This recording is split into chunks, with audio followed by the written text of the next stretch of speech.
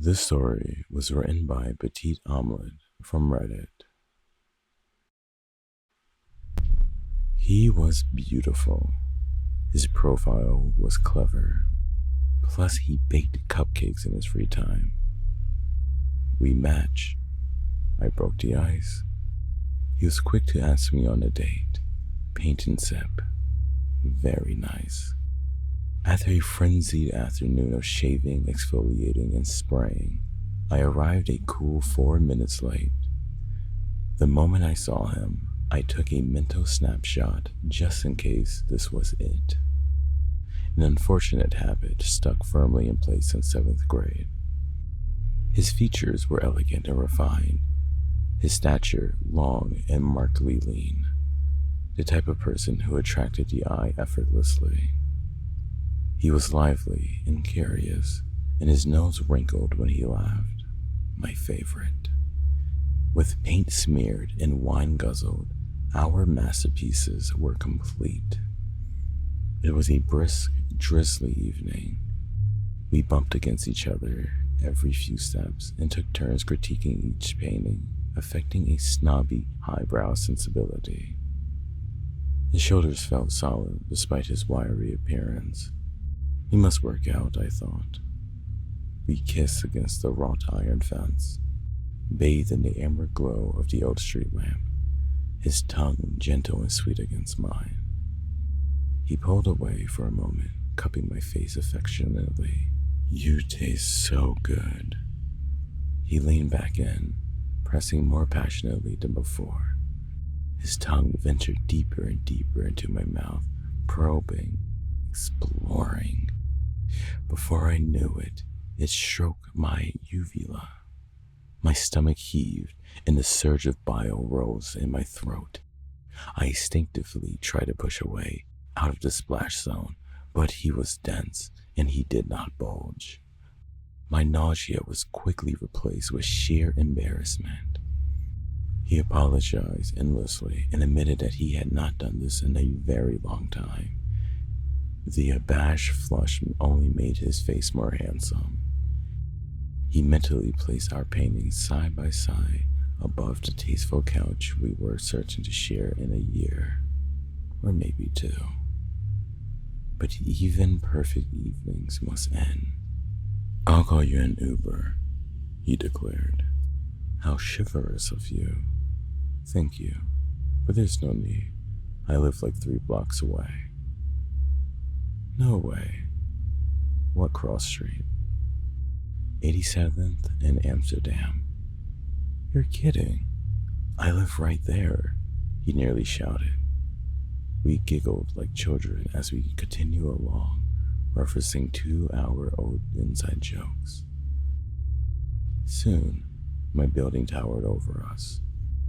The burgundy brick etched its stark, firm noir shadows. His jaw hung agape. "No, this is a prank. Where are the cameras? This is my building." "That's insane," I cried. How did I not realize?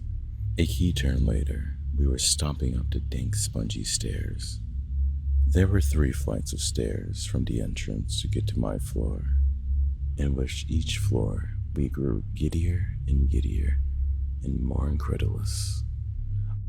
I saw my door then, a familiar seasick green, paint chipped at the corners to reveal the previous crimson varnish underneath.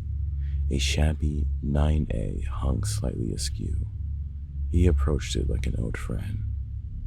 "Well, this is me." I stopped dead, my hackles only now raising. Too little, too late. "This one? 9A?" He paused, calculating, then abruptly bellowed. "Yes, ma'am. Home sweet home." He slapped the door sharply. The artful curve of his face twisted very slightly. Something strained and eager was there, right below the surface. Trying to stay calm and to keep my composure, I asked him, "Can I come in? I'm curious if it had the same layout as mine." I tested, wondering how far he would take this. He blushed and shifted his weight, the perfect performance of chaste sincerity. I'm flattered, but I really like you. I like to take things slow if that's okay with you. He smiled neatly, but his eyes remained widened, unblinking. There we stayed for an uncomfortably long moment. I wasn't sure where to go from here. I understand. Thank you for a wonderful evening. I presented my hand for a friendly shake, chest puffed up with counterfeit confidence. Behind my ribcage, my heart galloped wildly. He must have heard it too. His spindly fingers laced through mine, the skin cool and waxy. How did I not notice that before?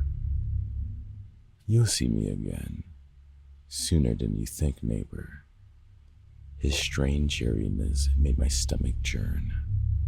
I left him there, outside the door of my own home, and continued up the stairs, fighting the urge to sprint away. Where else could I have gone but the roof? The night air stung my adrenaline-soaked skin.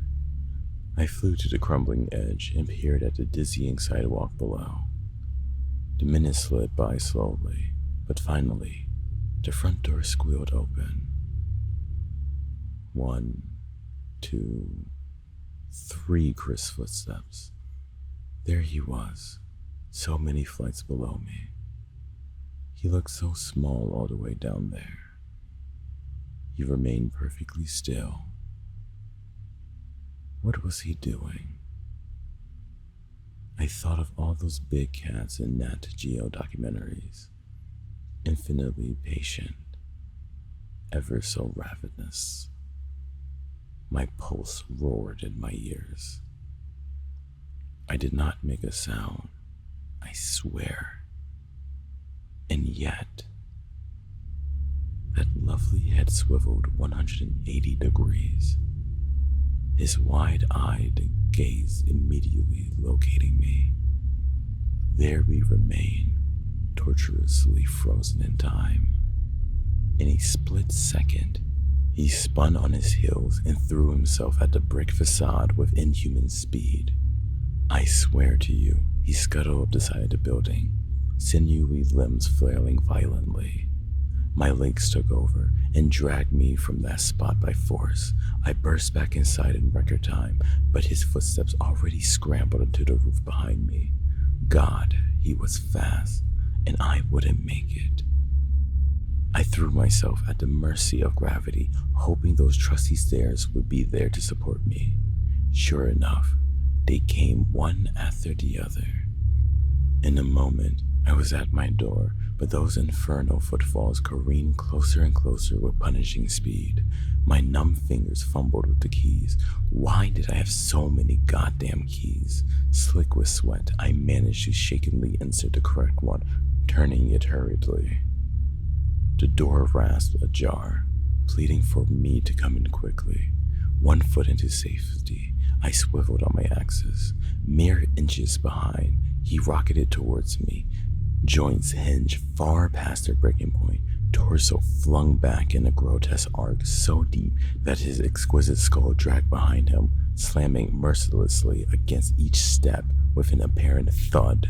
At the threshold, he, or more accurately, it, lurched forward like an awful marionette puppet. That refined jaw split open, revealing a fleshy throat with rows of gleaming teeth spiraling into depths. Just in time, I flung the door shut, threw my weight against it, bracing for an impact that never came. Silence. Then my phone buzzed. One new message. Look behind you. My breath caught in my throat, though every cell in my body begged me not to. I turned my fearful gaze. There, through the living room window, hardly discernible in the inky darkness. The awful thing's eyes bulge, an endless abyss of pitch black. Its taut skin pulled back to reveal a dripping, toothy grin. Then a camera flashed. I blinked away stars, fighting to see the blind spot in my vision. I squinted through the murky glass, searching for that dreadful face. But it was gone. I haven't left my apartment all day. I don't know if I ever will again. The daylight offers some comfort, but with each passing minute, the sun creeps closer to the horizon. I'll update you all tomorrow, if I make it. If not, I hope this post helps someone out there. And please, for the love of God, delete Hinge.